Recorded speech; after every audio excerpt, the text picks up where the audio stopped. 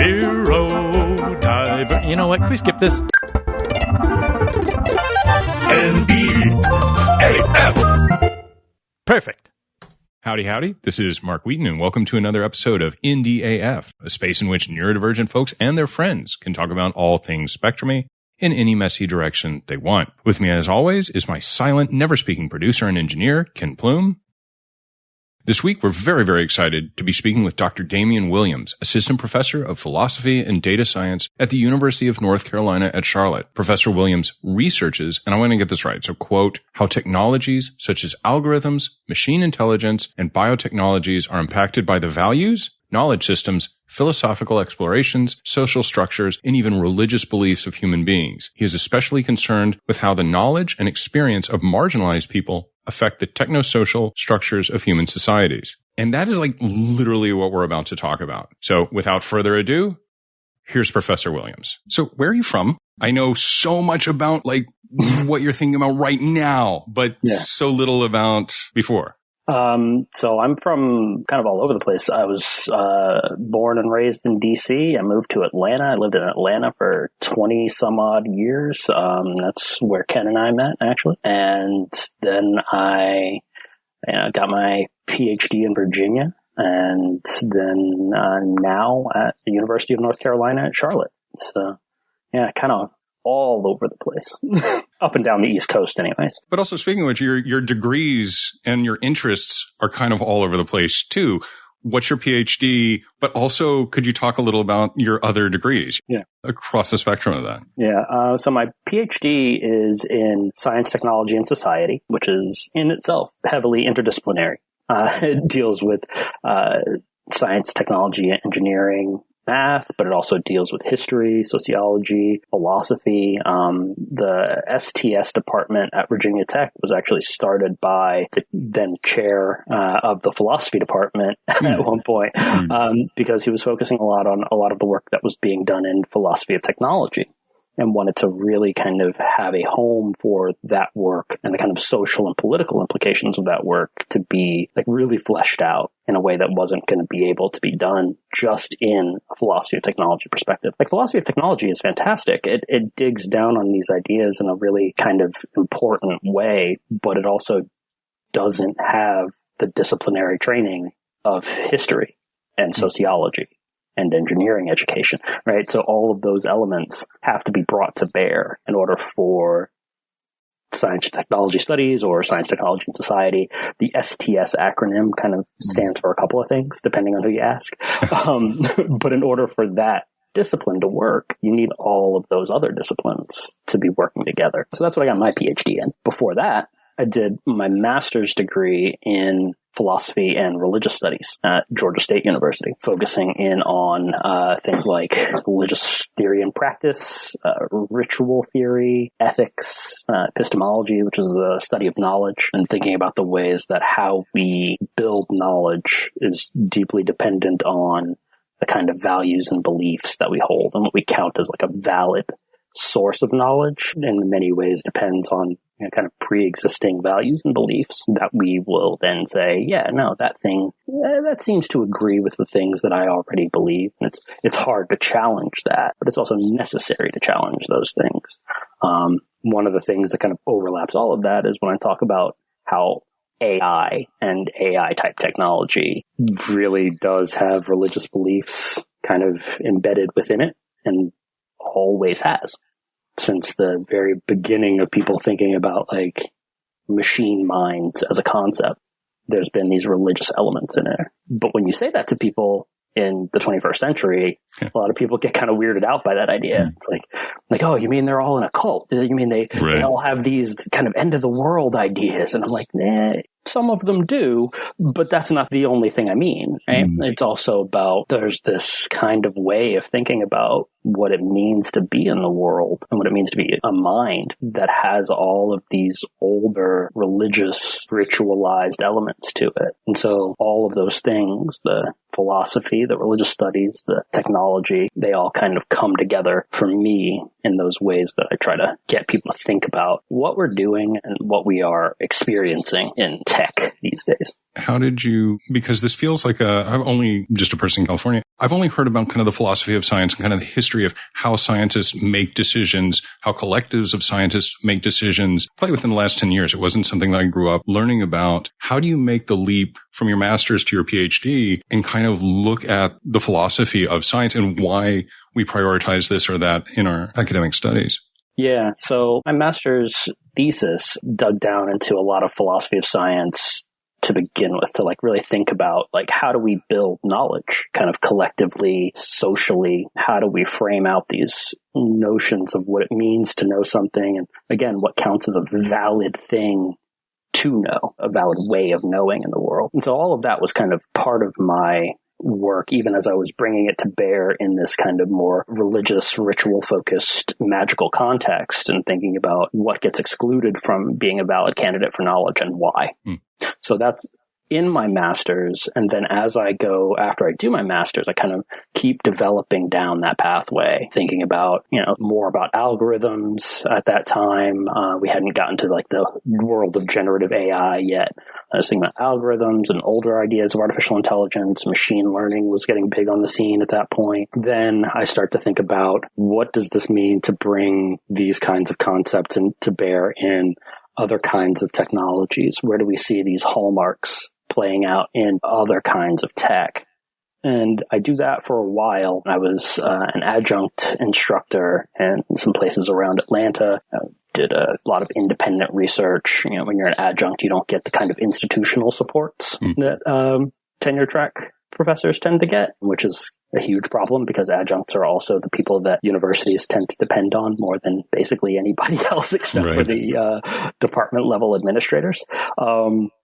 Department level administrators make everything work. Without them, we are lost. But adjuncts then make every class work, like every major, huge section of intro something or another. That's mostly adjuncts. That's contingent faculty. But when I was teaching at Kennesaw State outside of Atlanta, they actually had this thing where they would give us opportunities to get more institutional support, and they would, support our research and make sure that we could go to conferences and trips. And it wasn't, everything, but they did what they could to kind of help provide us with those resources when they could. And I got the opportunity to go to a couple of conferences in a row, actually. And so I graduated with my master's in 2008, adjunct for several years. 2016, I'm working as a visiting full-time instructor at Kennesaw State. I get the opportunity to go to, of all things, the Frankenstein bicentennial celebration in Geneva, Switzerland. This is put on by Arizona State University's Center for Science and the Imagination. And it's this nice symposium gathering of getting people together to really think about the history and the impact of Frankenstein in the 200 years since its inception. Right? And so while there, I get the opportunity to meet a number of really great people that I'd known online for a little while, but had never gotten to meet in person, people that I just met that first time. But one of the people that I got to meet there was a professor by the name of Langdon Winner. And if that name sounds familiar to anybody, it's because he wrote this kind of seminal paper called Do Artifacts Have Politics?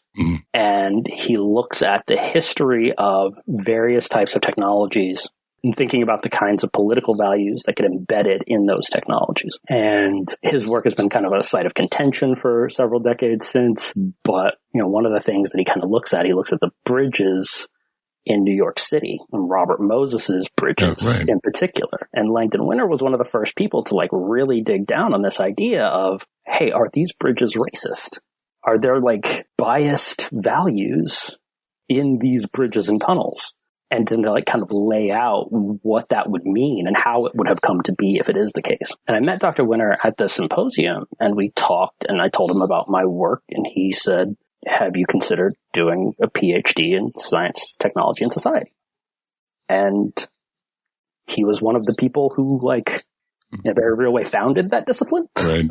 So I was like, oh, maybe I should think about doing a PhD in science, technology, and society. That was one meeting that I had that year. Another was I was in Vancouver for IEEE ethics. IEEE is the kind of standard setting body for electronics and electrical engineers. They touch on all kinds of tech, and they have this big ethics conference every so often. And 2016, I think, was like the third one ever. But I met, once again, a bunch of people I knew online, a bunch of people I'd been kind of distally connected to, right. But we met in person for the first time, and I met a couple of new people. And one of the new people I met at IEEE was Dr. Ashley Shue from Virginia Tech. And Ashley was there presenting on exoskeleton technologies and the ways that exoskeleton technologies are usually supposed to be, quote unquote, for disabled people, but that if you ask most disabled people, they don't necessarily want exoskeleton technologies, right. And how there's this huge disconnect. And her presentation was fantastic. We got talking. She saw my presentation, which was on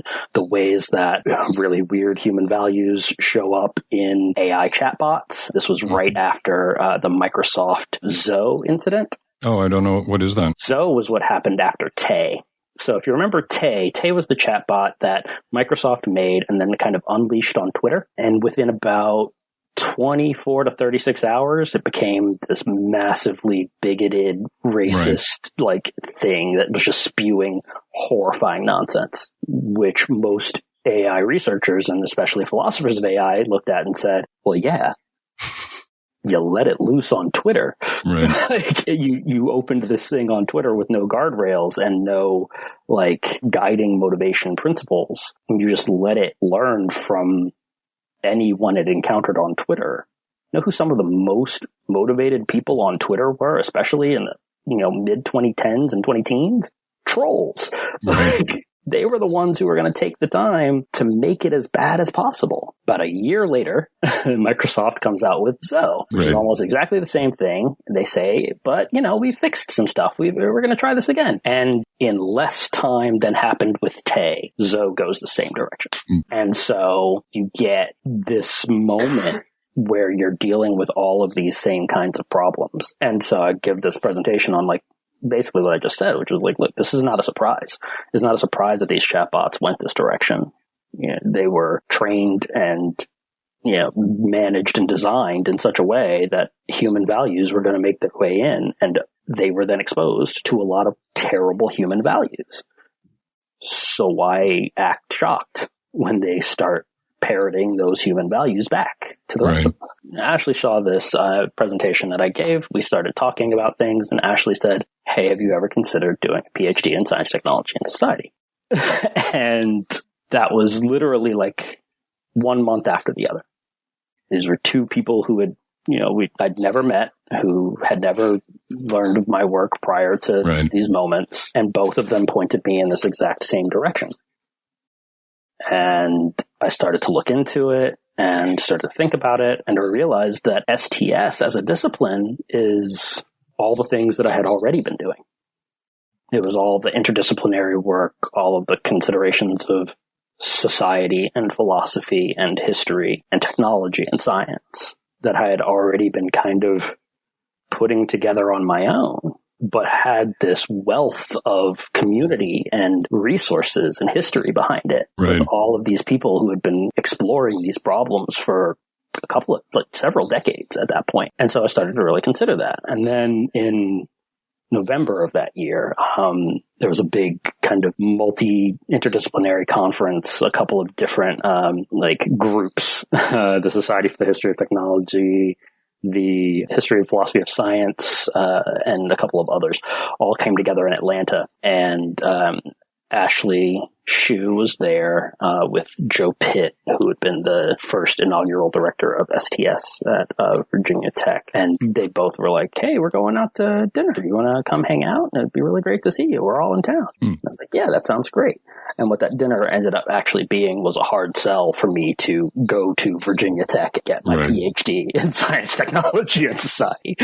And they made it very, very clear that they were interested in bringing my work there and supporting my work in that space. So it was, I was extraordinarily lucky. I had several moments of sheer universal synchronicity in which all of these things kind of lined up together and paid off in this extraordinarily massive way that without that, I wouldn't have had this direction to my life in the same way. Well, where does this even start for you? Because this is a collision that's kind of now coalescing in your work going forward. But when you were younger, what was the first oh, I am interested in science. I'm interested in who's directing what science we pursue. I'm interested in the history of what this meant now, what it now means, what it meant at the time. Where does that begin for you? Is it books? Is it TV? What were you reading? What was that It's for everything. So I'm a kid who comes from a very nerdy background. As a child, my dad was a computer systems engineer. We had computers in my house, my dad's house, since I was old enough to be able to recognize what a computer was. A couple of different companies that no longer exist. I'm a Compaq kid. My dad was Compaq, so I guess yeah, he was a contractor. He did a lot of contracting work with one of the oldest T-shirts I own is for a company that no longer exists. It's called the Orcand Corporation. Yeah, don't know them. They were housed in Silver Spring, but we had, I had access to DOS computers when I was old enough to sit upright at a computer desk and try to make a computer do something. I had dot matrix printers in my house. I was very fortunate to go to a school that had a computer lab right at the time when touch typing kind of really first became a thing for most of the people in my generational cohort. We had Mac Classic 2s available, Oregon Trail on every screen, Right. I had that access very early, and I'm, again, extraordinarily lucky to have had that access. My family worked very hard to ensure that we had that access, but not everybody gets that. So that inclination doesn't get to be as fleshed out for as many people as it otherwise could be. I also loved comics. I loved science fiction of all kinds, books, movies, and TV. And my friends and I, when we were kids, we would just kind of spend our time trying to make up new tools and technologies, or make up, interesting new inventions, and write our own comic books with weird gadgets in them and that kind of thing, So I was always in that headspace in a way. As I got older and I started to think about, where did these things come from? What works and what doesn't? Why do some things get adopted and other things fail? Those kinds of questions start when I'm in my late tweens, early teens, We had Betamax in my house, and one of the clearest memories I have is hunting through our box of Betamax tapes looking for our copy of Who Framed Roger Rabbit. So I have this very clear memory of oh wow, we have a lot of Betamax tapes, and then watching Betamax fade to nothing. Right. With uniquely a movie that advanced technology in Hollywood, Precisely, in leaps and bounds. So precisely, and so that conjunction. It's not that was a light switch moment or anything for me, but when I think back on the kinds of things that I experienced, those kinds of moments were present throughout my upbringing. We did a lot of our after school games on the computers that we had access to. There was a math game called Midnight Rescue that I used to play all the time, and it was just I have these memories of this overlap of the pop culture that we engaged with, the toys that we had access to, the tools that we had access to, and the kinds of education that were, coming onto the scene right at that time for those of us who often consider ourselves the Oregon Trail millennials.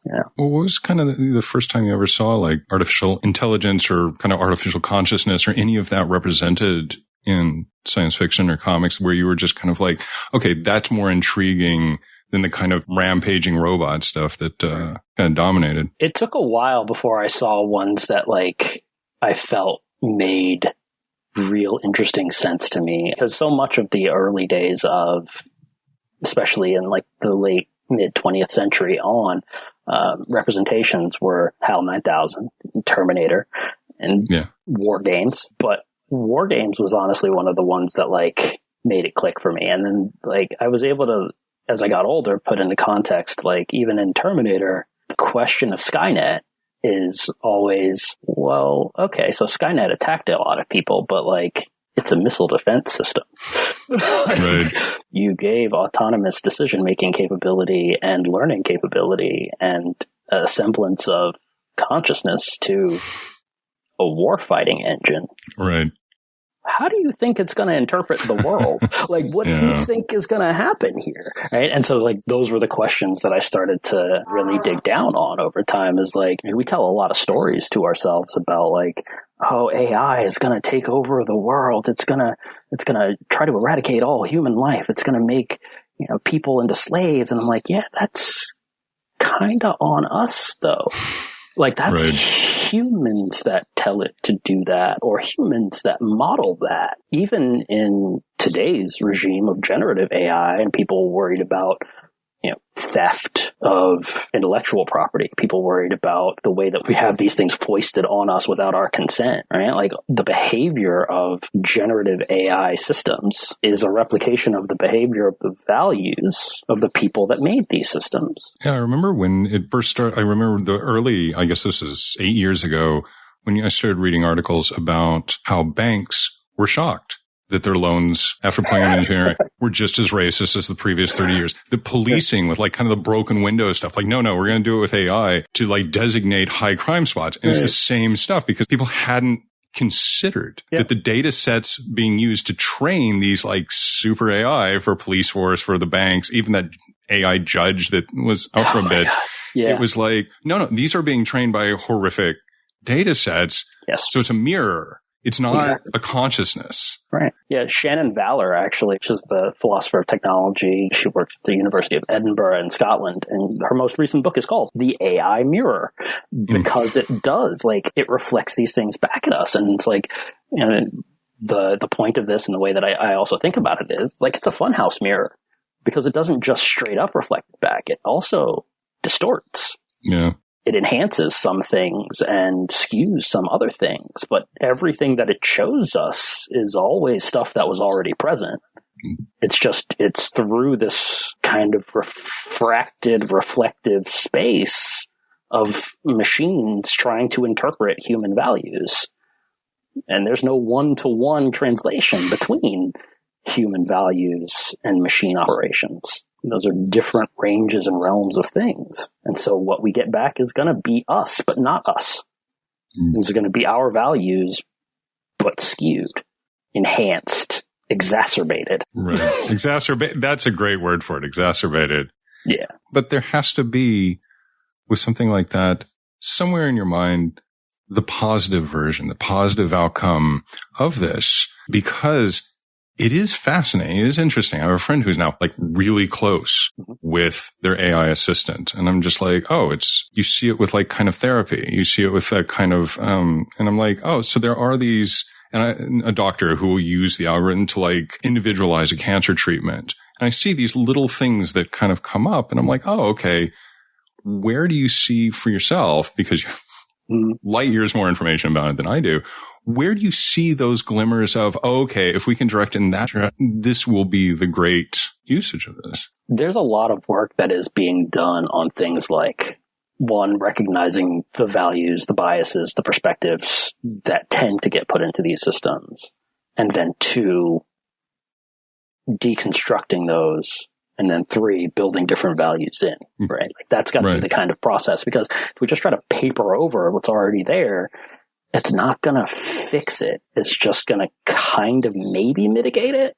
And so in those therapeutic contexts, in those healthcare contexts, we're still going to see these kinds of unfortunate twinges of places where it's acting on the older, very prejudicially biased training data that it's been given. But we have seen that there are some groups who are trying to curate more carefully the data sets that these systems are using. Using the kind of large language model and pre-trained transformer type techniques, but with very different, carefully curated data sets, so that they can then weed out those prejudices. That leads to there's a contention that exists in the space where people are like, but if you weed out the prejudices, you're not being truthful about, what has been the fact of the matter, right?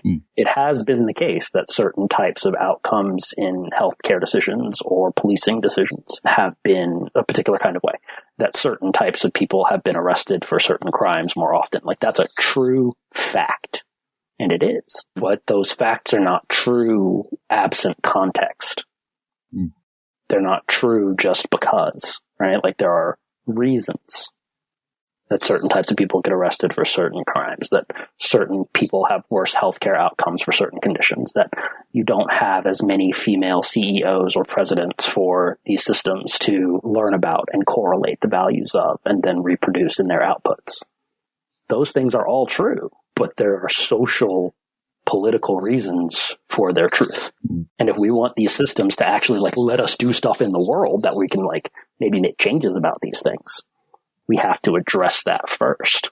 And some people are. Some people are actively seeking to really dig down on those questions and build these systems differently. And I think that's a very good start. And it does give me hope to see that people recognize that they understand that, and that they're trying to do something about it. Here in Los Angeles, we're going through a real moment of a piece over here is exacerbated by something over here.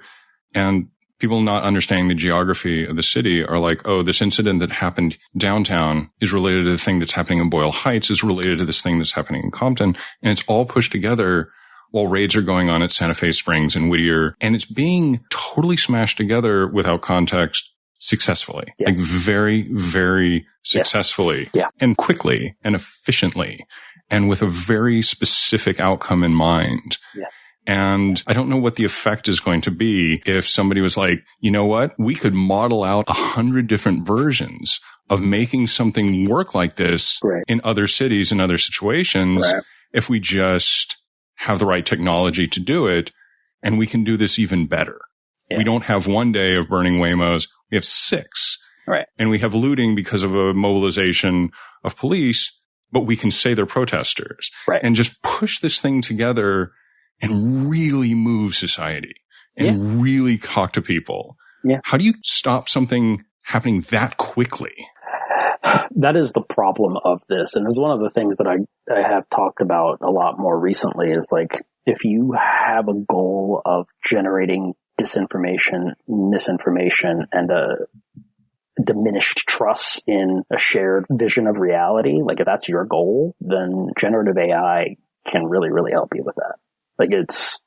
Is very well suited to do that. And the speed at which that can happen is deeply concerning because it is a technology that has proliferated into multiple corners of our society very quickly with very few regulations and very few guardrails. And we are not always poised to react to these things as quickly as they need to be reacted to, let alone to proactively seek to guard against them. It's not a mode our society works in very well because everything that you just talked about, that possibility, that way of manipulating the flow of information, the perception of events, all of that has been being warned about by many researchers in this field for a very long time now. Even before we got into Chat GPT being available to everybody, when the very first kind of range of generative AI started to come out of things like DeepMind, being able to generate, not just identify, but to generate images, to use, generative adversarial networks. This is back in 2013 that we first see those tools starting to really take off, be really investigated in the research space. People started to say, look, if this keeps going in this space, we're going to start to see the opportunity to manufacture evidence, to make things look like they happened that never happened, to warp the perception of people at a speed, at a scale that is very different than anything we've ever had before. We've been able to lie with images for a very long time. We've been able to lie with images since shortly after photography was invented, right? It's not the fairies and the the stuff that comes out of people that's the ghost in those old photos. All of that kind of manipulation of visual data has got a long history. But it required people to literally go in and spend time and to do those things. You can make the argument that Photoshop exacerbated the scale and the pace of us being able to make that happen. And it did. And there was a very clear moment in time when people were arguing about what was and wasn't Photoshopped, right? Yeah. The manipulation of that data. That still required people to take their time to use these tools to go in and create something, to manipulate it themselves, it limited the scale and the pace of access for this manipulation. Generative AI, with the advent of generative AI and the creation tools for like things like Midjourney, Stable Diffusion, etc., that access is so much wider, and the speed of it is so much faster, and the scale is so much larger. And those differences in speed, scale, and access, they kind of make a difference in kind. It's not just a difference in amount. Right. And so I say all of that to say we have to get better at reacting to these things more quickly. We have to be better at getting to a place where we can say, no, this stuff needs regulation. It needs education around it. Like, this idea of AI literacy has started to take on a connotation of we have to make sure that people are literate about how to use AI. And that's not what AI literacy ought to mean, right? Like, that's not how it should be used. Right. We need to have people who are educated about how it works, about what it does and doesn't do, about what it looks like, about how to gauge and verify and, cross-reference evidence for ourselves. And these are skills that need to be being kind of built in way earlier than they are being built in these days. Well, it feels like we had a couple of big strikes out here last year in Hollywood, and IATSE and the Animators Guild were like ringing the bell about, no, you don't understand how much will be able to be done. And it wasn't just animation. It was like credit sequences, pre-visualization, boarding. It wasn't the boogeyman of you'll replace an actor so you don't have to pay for crowd scenes. I'm like, no. It's so much bigger that it's literally every visual. It's everything. Component. Yeah. And they're now hiring like a couple of directors, like big name directors. They're like, no, we're going to find the way to make this legitimate in Hollywood, because everybody's worried about putting out of work an entire chunk of union workers in Southern California. But it doesn't matter.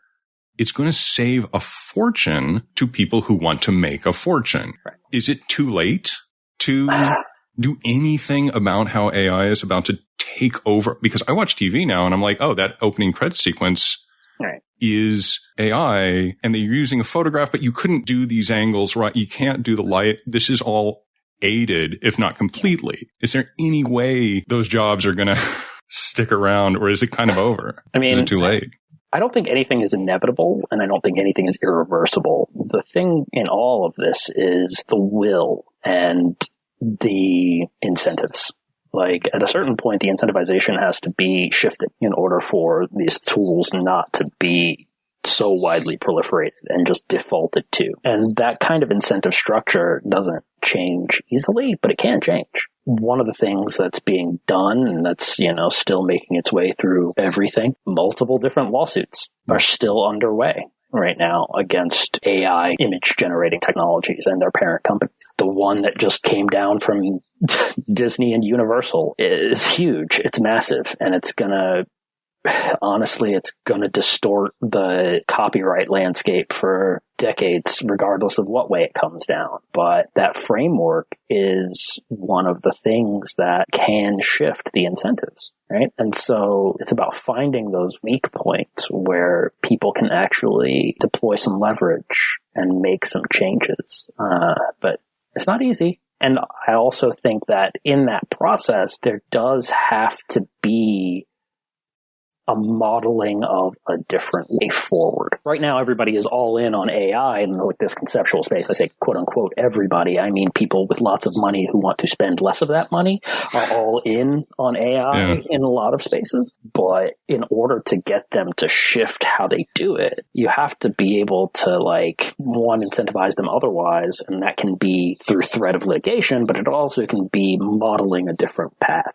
I am still not great on AI at the environmental level, for instance. Like, the environmental cost of this is something that we can spend a lot of time talking about because it's massive, it's dangerous, it does a lot of damage. If you can seek to mitigate that cost, the modeling of building these data sets on tools, on technologies, on actual training data that doesn't steal from people, right, that actually fairly compensates the people whose data is used, that gives them a say in how their work is used, that is a different way forward. And all of that is doable. I've been paying a lot of attention to the Memphis court case where they allowed a big gigantic, and they're just almost immediately it changed the air quality. And we're so used to Kazakhstan or a country handing over its electrical grid to crypto miners. Yeah. And so I was like, okay, so that's happening. And a version of that will be AI like the ones that's going on in Memphis. I don't know what the solution is. Is there a way? Is there a way to make them cooler? Is there a way physically to make it that these things aren't economically devastating, but also power grid devastating, as they've seen in Eastern Europe with crypto mining? Yeah. Is there a way to have any kind of functionally environmentally friendly version of how much AI people want to use? Yes, but it requires a lot of reframing of how we think about the current infrastructure for AI itself, data centers, training processes that go into it, the cooling of data centers, the production of electricity. All of those things are resource costs, and they then also have after effects. They have problematic results in terms of like, oh, well, now you've put out a bunch of CO2 into the air, or you have pumped out wastewater into the local ecosystem that is 4 or 5 degrees higher, thus doing lasting harm to the ecosystem of the watershed in which it was pumped. Like, all of those things are real, and that's the current framework for most of these things, right? But when you think about things like renewable energy, you think about the use of solar, you think about the use of wind, you think about batteries. Once you start to think about different non-extractive ways of actually producing batteries for storage, you then have pathways to cleaner energy use. Now, again, I'm going to make an argument against then devoting that massive storage of energy towards just AI, because I don't think it's worth it. Quite frankly, like right now, it's not. We are not in a space where AI has a use case that is so compelling that we absolutely have to pump our money and energy and time and resources into it. We are currently beholden to a paradigm of people who believe that conscious machines are inevitable, and that if they just get a little bit more money, time, energy, et cetera, without any restrictions on it, then they can make it happen. And that's... Have you been to San Francisco lately? Have you seen the bus shelter ads, the billboards, the side of building? The entire place is a propaganda thunderdome of how we need that AI money today. It is amazing to go through there and be like, every ad dollar is spent on selling AI to other people. Right. And that's the thing, though. It's like, and so you look at all of that, and if it was so obviously good, why would they need to spend so much time convincing us that it was good? Yeah. If it was so obviously useful, why would they need to hustle it into the things that we use on the sly and then tell us that it's there after it's already there, right? There is not a very clean, predominant view that AI is good, is useful, is even fun. Right. That's a view that exists, but it's not everybody's view. It's not everybody believes this is the case. There is still deep contention over whether this is good and in what contexts it might be good. One of the things that I'm currently trying to push on is this framework of anytime somebody says, yeah, AI is going to revolutionize X, Y, and Z. And I'm like, okay, but does it? Does it? Like what? That? What's the most recent? What's there's framework, one of the things that people keep talking about is that it's going to, and I'm an educator. So I see it a lot just kind of being pushed into academic spaces, and it's going to revolutionize teaching and learning. And I'm like, does it do that though? Show me the evidence that this does the good that you tell me it does. Because right now, the evidence that I see says that it actually harms educational outcomes. That when we over-rely on these technologies, we actually lose critical thinking skills. We lose foundational skills development. We lose the ability to just creatively adapt to novel situations because we are relying on the output of these systems. And you can say, well, we'll just, don't rely on it like that then. It's okay, so do you have a cell phone in your pocket?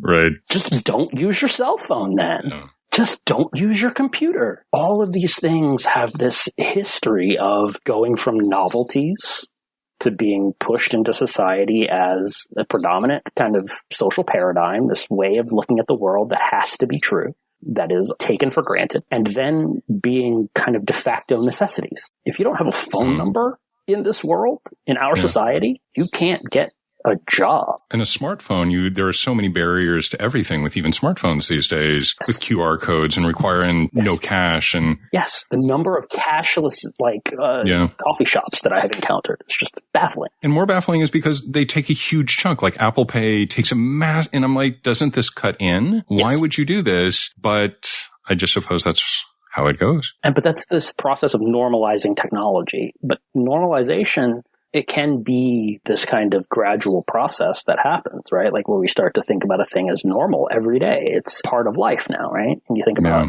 the history of the telephone as one of the primary examples of this. It goes from being one town has one telephone in the general store in the center of town to a couple of people who can afford it, get their lines wired up. And then you've got party lines and you've got the ability for lots of people to get, but it's still like kind of centralized nodes. And then that spreads and then that spreads. And then the network is everywhere and everybody has access to it. Once everybody has access to it, there becomes the expectation that everybody has access to it, that everybody use it. And people resisted phones. Sorry, no, it reminds me, one of my favorite times to read about in history is when people started wiring for electricity and you had light at night. And what that changed about society in Paris and Berlin and London and New York, just how it changed how people even viewed their daily lives. And same with like trains. Like suddenly you didn't have to stay in one place and you just go. And now as my kids' high school, you have teachers saying, do not use ChatGPT, and they'll get like a test generated by ChatGPT. So the teachers are using it to generate tests and to grade and asking the students not to. And the students instead are using YouTubes to figure out how to turn in papers that have the illusion of not using ChatGPT. And I'm wondering if that's being reinforced by teachers saying, you don't use what I am using, and you just have this mess going back and forth between teacher and student. Do as I say, not as I do. Yeah, I think that's even worse. It is. And it's one of those things where, like, you mentioned trains. Trains gave us cross-country travel at high speed that did not require the maintenance of horses and did not require individual carriages and did not require people to, like, make a plan to make sure that they got there alive. Like, all of these things. Like going around the horn and a ship. Right. Like, literally all of these things were now taken care of because there were rail lines that were on a schedule. Right? But what does that schedule then require? The schedule then requires regularized time. Prior to the train infrastructure, there is no such thing as regularized time in the same way that we think about it today, right? Right. Messages have to get a particular place at a particular time. People have to get to a particular place at a particular time. Trains have to not be in the same place at the same time because that's bad, right? That's called a crash and people die. So you have to have regularized time to make sure that schedules are maintained, that they're adhered to, and that when something is off schedule, people can know exactly by how much. This leads to standardized time being kept in various places around the world. You don't get the kind of variability from one town to the next town, even within the same quote-unquote time zone that you would previously have in those spaces. Right. Regularized time then frames out the rest of daily life for literally everyone else from that point forward forever. We all have standardized time on our phones and our laptops because trains needed to not crash into each other in like a very real sense. Like this is like a kind of a foundational, like it's reductive, but that's like kind of a foundational element of why that began. And then we realized there's other great uses to regularized time. There's other things once we're synced up like that, we can make sure that we can do together or separately from each other, and that they don't overlap or that they overlap in the way we want them to. And all of those things are good. They're useful, but they're also someone else's vision of what time means for I can't lie to my kids. I can't be like, oh, it's 10:55. We need to get in the car. Both hold up their cell phones being like, no. We know what time it is. There is only one clock anymore, and it is Apple's iPhone. Exactly. So, right? And that's so it. you have the geosynchronous satellite time, you have atomic time, you have all of these ways of measuring time that, yes, again, they give us a vision of a shared way of organizing society, but they also remove certain ways of organizing individual time, of moving collectively differently, even. In disabled spaces, there's this notion of crypt time. And crypt time is this idea where you have this flexibility, this leeway, this understanding that certain things will take more time, that certain things will require more fluidity, more flexibility, because if you're disabled, you're going to have access issues. You're going to have to accommodate your own energy levels. You're going to have to perhaps deal with certain kinds of impositions that otherwise wouldn't be there. And all of those things require flexibility, fluidity. When you're on someone else's very strict schedules, this notion of regularized time then imposes no leeway, no flexibility. It is inherently ableist and discriminatory in this way. These accommodations are not necessarily going to be able to be made in every single case, but it's one of those things that we kind of have to reckon with. We have to grapple with when we say this way of counting time, this way of experiencing the world, and no other. Yeah. We are saying whoever you are, whatever you do, whatever your lived experience, your embodiment, your neurotype is like, fit it to this or else. Right. And the same thing is absolutely true for the proliferation of generative AI tools. It shapes perspectives. It's funny because whatever the show is very focused on neurodivergence, and so much of people's that we've been talking to over the past 6 months, the compensatory strategies to different versions of ADHD and autism and all that is exactly that. Is how to pass in a neurotypical world. And there's a lot of laughs on this thing when you talk to people about what they've had to do or what they're continuing to do. Like I do conferences, I can't see people. There's all the little things you do to just kind of adapt and never show what's actually going on. Yep. It feels like every time there's an intersection between AI and neurodivergence, except when people are like, I could have used ChatGPT, but I just decided to call you. And I'm like, thanks. That has happened. I had to write a speech for a candidate and it was like, she's a dear friend. And she is also neurodivergent. So when you said that, I was just like, I appreciate it. But it feels like they're negatives at the intersection of neurodivergence and the blossoming of AI. Do you see positives as someone who is neurodivergent yourself? Yeah. Does it help you in that way?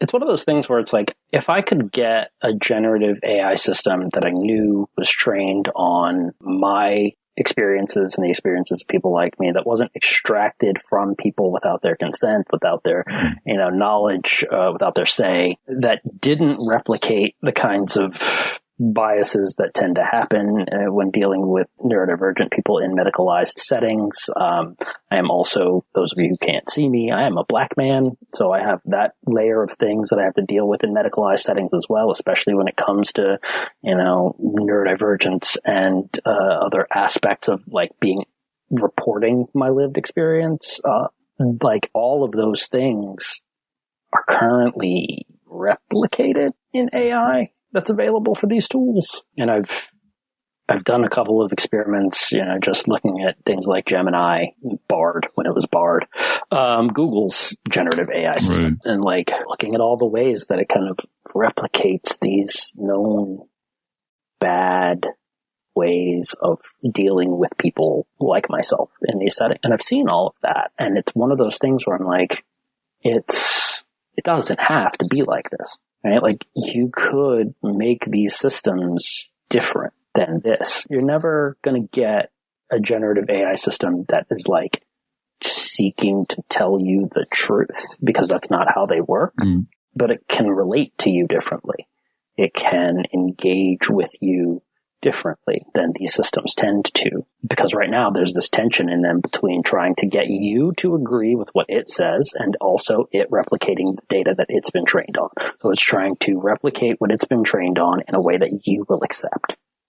Right? And so all of that oftentimes then ends up looking like pushing down a particular path, seeing the world in a particular way, and presenting it to us in a way that makes it palatable, that makes it appealing. And so I don't think it has to always be like this. And I think that if we built these systems differently, trained them differently, I could see things like the kinds of time-saving kinds of capabilities that people tout these systems as being able to do, being able to help me organize or regularize a schedule, or make sure that my to-do list actually has enough novelty in it that I'm not just immediately turning it into wallpaper, right? Like, because eventually that is what happens, right? Like the attentive blindness, as it is often referred to, of ADHD is sometimes it's one of those things where I literally just don't see the stuff that's become so regular in my space, and I have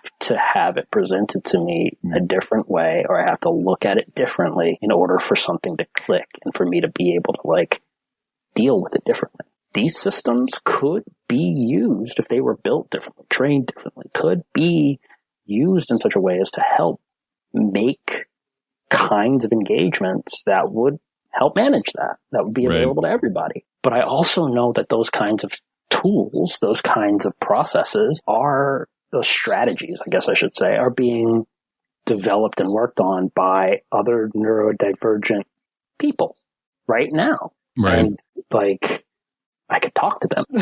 Like I can engage with them and not have to overly rely on those tools that are, as they currently are, made in these very potentially harmful ways in service to people and companies that don't necessarily have our best interests at heart. And that's, I think, like the main thing is like so many times in these spaces, that thing that we think we can make it work. It's not just that we think we can, it's that we can't. We can recontextualize it. We can reframe it. You know, neurodivergence, disability, or at large, it's all about recontextualizing and reframing technology. It happens every single day. It's how we make it work for us, right? But that's still putting money and data into the hands of the people who made these systems.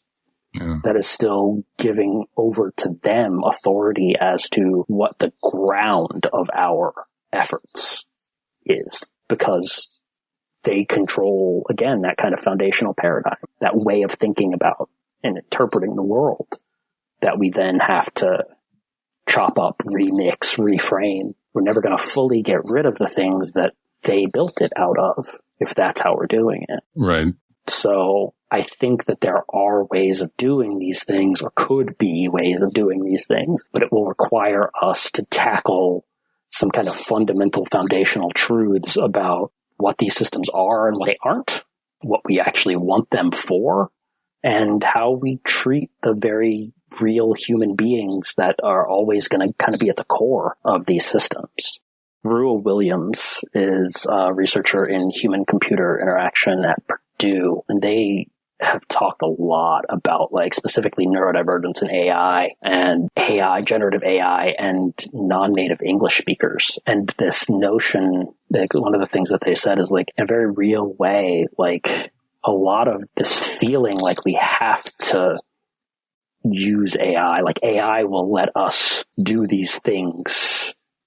That's this effort of trying to mask again, right? Like that's that ingrained sense of needing to mask who and what we are, and reaching for a tool that will like let us do that. Right. And they had a student who specifically like started to show like problems in their writing, and it was kind of sudden. It reached out to a student, said, "Hey, is everything okay with you? There seems to be some issues here." And the student said, "Hey, is it okay if I use ChatGPT to rewrite my papers so that I sound more white?"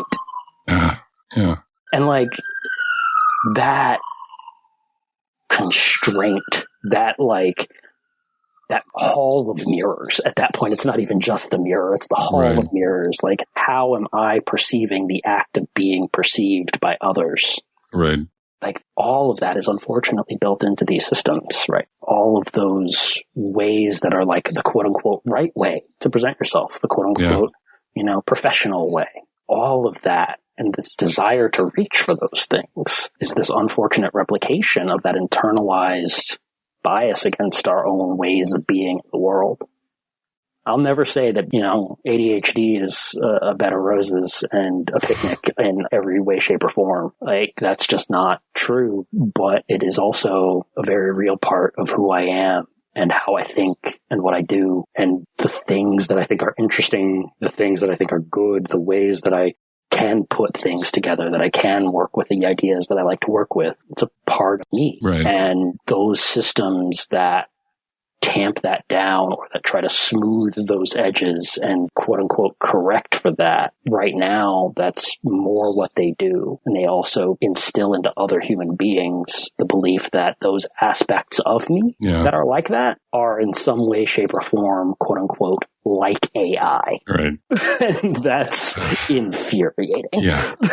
There's a really very interesting, I don't know if you read Chuck Tingle. He's a horror writer right now. He had this amazing thing not long ago on social media where he's talking about there's two ways he has to kind of de-autism his writing. There's characters, or he's been encouraged to. And it's there's the characters, there's stories, there's things. But then it's in his writing where he's like, no, I need to explain it twice. I need to. And so there are autistic stories for him. There are autistic characters for him, but there's his own way of writing. Yeah. And early in his career, finding out how an editor would be like, oh, here's this and here's that and here's this thing you might not have noticed, and realizing that it's two completely different trains, that it's characters and stories, but it's also just how he puts thought together was fascinating to me. And it was fascinating to me. It was fascinating to him. I was just like, oh, that's really interesting. Start looking at my own writing. I'm like, oh yeah, it's all over the place.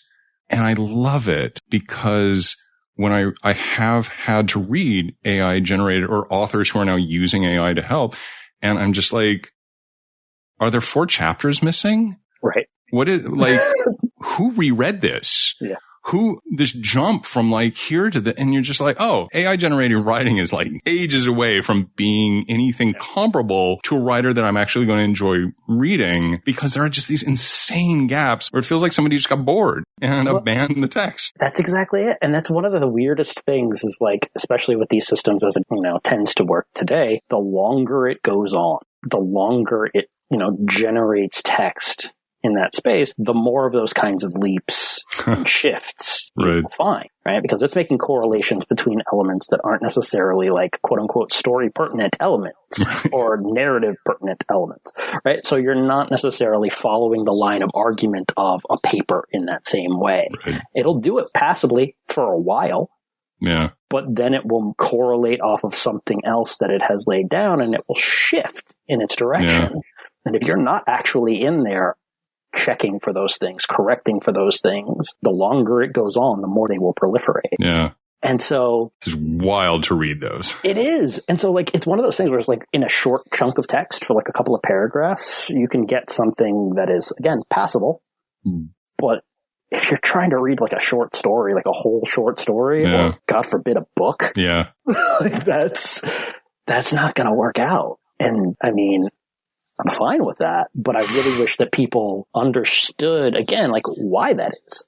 Yeah. Because it's the nature of the tool. It's the nature of the kind of thing that the system is. To an extent, it's inherent in the technology itself. It is a correlation machine. And what it correlates off of will not necessarily be what you want it to correlate off of, but it's what it's been trained to focus on. It's what it's been Which is fascinating, which is amazing. And it's tremendous flaw. I find that amazing. So I love that. It is honestly, it's one of the most interesting things about it, because then once you know that, you can actually see what that looks like, all of the context where you see those words, and you can actually like start to dig down on like, okay, so what did it correlate off of what to get to this output? Like what did it try to match up with, to associate with in both the prompt and its own training data to get to this output? Because once you have that, you have this much wider window onto all of these underlying operations.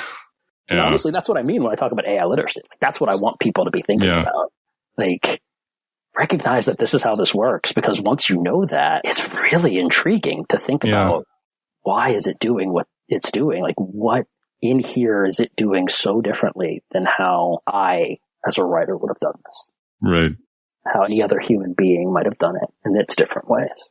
When you're doing your own work and you're doing your own writing, have you thought about doing that? Have you thought about getting into fiction, writing comics, have you ever wanted to begin? Because there's so many amazing sci-fi writers that have no idea how anything works, and everything you're talking about, I'm like, wow, that, like, you as an author, like, I would read those books. Has that ever been, or are you like, hell no, I'm just not gonna get into that? I dabble in short fiction writing for my own purposes. I don't do it anywhere near as often as I used to, but like as I said earlier, when I was a kid, even as early as first through sixth grade, my friends and I were writing comics. Yeah. Like, that was the thing that we would do. We would, some of us would write the scripts and some of us would draw, and, we would put on did this really weird, actually formally typed up Mega Man screenplay at one point that we performed for our class. It was great. We did all of this stuff all the time, and that's always been kind of a part of what I do. So I think about these things in the pop culture context, and that's another kind of part of my work that I didn't really get into as much, but I've always, through the lens of pop culture, talked about these things, these questions of what stories are we telling ourselves about technology, about AI in particular, because those stories matter. The way that we talk about what is possible or what is being worked toward or what is quote unquote inevitable, all of that, it matters a lot. And if we keep telling ourselves the same story over and over and over again, then that's what people think of as possible. That's what people think of as what's going to happen. And they consciously and unconsciously will put themselves towards that, and they will enact that outcome. It's not, again, still not inevitable, but it puts more pressure down that line of thinking. Right. So having different stories is something that matters a lot to me. And I don't pretend that I am capable enough to capably put out stories of the quality that I would like to see, but it's one of those things that I do still think about for my own sake. And when I talk to other creatives, I am very fortunate to have a lot of creative people in my life. Visual artists, story writers, comics people who work in TV and movies. And I have been fortunate enough to be able to have conversations with them about these ideas. And so I hope, and to an extent I know, that their perspectives have shaped my perspectives, and hopefully my perspectives have shaped theirs a little as well, because that's the only way that these things shift, is when we talk about them and work on them together and try to, again, put different stories about them out into the world. Are there writers that you really like? Are there science fiction where you're like, this is the person writing right now? Oh, that you're like, this is it. Absolutely. There are a bunch of people. Sorry, I'm immediately looking behind me because these are my bookshelves right here, right? I've got William Gibson books on my shelf. Madeline Ashby does an amazing amount of work in this space. I've got people Madeline Ashby just put out a book that was Glass House, and it doesn't feel like it's in this space at first, but it definitely is, and in some really important ways. Joanne McNeill put out this book about the fiction and the myth of self-driving cars and what the realities of that mean. And it's this really amazing parable. It's called Wrong Way. William Gibson's always been in this space, but he's kind of evolved in how he's written about this space recently. Let's see, CJ White, her books, one of them is Repo Virtual, looks at this in a very interesting way. Gosh, I have too many options to pull from of people who are and that's just books, right? In the comic space, there's there's a bunch of people who are thinking about this, who are pulling this into comic spaces. TV, we had some really good digging down into this, but then TV landscape, as it tends to do, has shifted. I really was hoping we would get more seasons of the adaptation of William Gibson's The Peripheral. That was being done by Jonah Nolan and Lisa Joy, because they were the ones who did Person of Interest. And Person of Interest gets us some very interesting ideas about how do these massively connected, networked technologies impact our lives? How do they take up our values? How do they challenge our values? The series, the Terminator, the Terminator TV series, the Sarah Connor Chronicles, is old. We're coming up on 15 years since it ended, 16 years actually since it ended, but it's still one of my go-to televisual representations of AI, because it explicitly digs down on all of those questions of so human beings, built these merciless killing machines and built them to be merciless killing machines. And then y'all were surprised that they were merciless killing machines? That seems weird.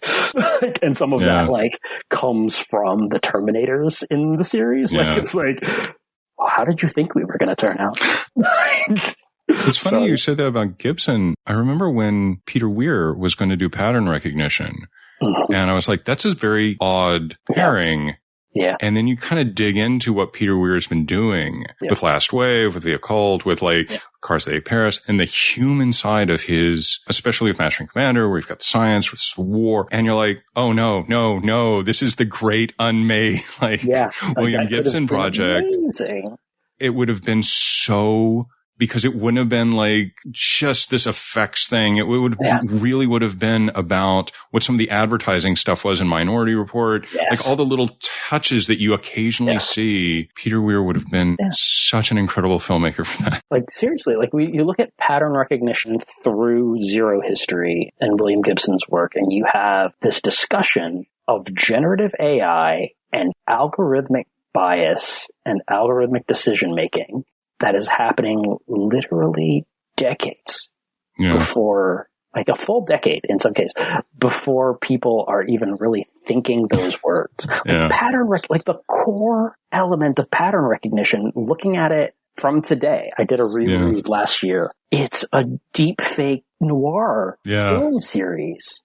And that's the things that you can do with that now, that you can think about in that space. It's fantastic. It's an incredible, just having an allergy to advertising and getting paid $1 million. I'm like, I think about that once a week. Yep. I think about just that scene of walking in, seeing the ad, not having an allergic reaction to it. And I'm like, I think about that so often. It's so perfectly written. I was buying socks a couple of weeks ago, and I was looking at how I walked into the store and I'm looking at this wall of socks, and it's every one of them is just covered in brand logos. And my immediate thought is how I long for Case Pollard units. I want unbranded, long lasting everything. Right. Give me that, please. Oh. But that is to say, there are so many people, and there's so many more people who I didn't even get to off the top of my head, and to all of my friends whose names escape me as I am put on the spot, I apologize. But there are so many people who are working in pop culture who are thinking about these ideas, even in music, and thinking in terms of putting out music that captures these feelings and these ideas in this space. All those Janelle Monáe albums that kind of took through, there was this operatic version, and I was this is incredible. Why aren't people taking this thought and broadening it out? But no, just let it be what it is. Let it be what it is. So I love that. I was about to forget 3 of my favorite books, one of which has been adapted, book series. Arkady Martine's A Memory Called Empire and A Desolation Called Peace. It's a duology. You've got... I'm it's within reaching distance of my hand. You've got, and that digs down on culture and technology and colonialism and assimilation and all of these. What an amazing book. It is so good. And then you've got Anne Leckie's Imperial Ratch series, Ancillary Justice, Ancillary Sword, Ancillary Mercy, but also Provenance, and most recently Translation State. all fit in that universe. Right. And that's like language and embodiment and what it means to be a mind is deeply, deeply interwoven with technology. And then Martha Wells. Murderbot Diaries. Of course. Yeah. I cannot forget Martha Wells' Murderbot Diaries because Murderbot is all of us. If you want I haven't started watching this show because I'm terrified because I love the book. So good. It's so good. Like I will say, I'll be honest. David Desmalchin's like presentation of Garothan took a little bit of time to grow on me, but I'm actually on board with it, especially as the show has gone on. It works very well. And they've made explicit some things that were kind of hinted at in the text, but everything that they've added in has been done explicitly with Martha Wells' input. Okay. So that's good. It is not them taking it off into a weird, she's like creative consultant on the show. Okay. Like she's directly in the credits at the start of every episode. So I've learned not to always trust that though. I've learned not to always trust that. You can't always. But like, I'll be honest, I was concerned when I heard it was going to be adapted because I didn't know if they were going to be all on board with voiceover as, noir narrative. Yeah. But they've kept that there. It is Murderbot's perspective driving the series the whole way through. It's good. Highly recommend. And with that, we are out. I really appreciate you taking the time today. It's been so much fun, actually. Yeah. So I really appreciate you getting on a very weird podcast about whatever we talk about. Happy to do it, frankly. It is honestly, if I could get more neurodivergent driven podcasts where we can literally so that idea brought us to this idea and that idea then brings us over here to this idea. And then we're going to come all the way back around and connect it back to that first thing that we talked about. Like if I could do that more often with people who don't just tolerate it when I do it, but are living that with me, then I would be very happy. So, we want to do a watch along with every guest and watch The Accountant 2 and just be what is this? So they rescue this kid and take him to a farm and it's about, and I'm there's stuff like that. I read the premise of The Accountant 2 the other day when I was clicking through stuff and I'm like, what? I know. I'm this is great. This is what we need. This is the representation that goes so far beyond the pale that I'm I'm good with it. Let's do it. Yeah, let's see where this goes. It's Ben Affleck wanted to hang out with John Barenthal. That's what I've gathered from The Accountant too. That's true. And they make money. So they make so much money. Don't Accountant 3 on the way. So I don't know.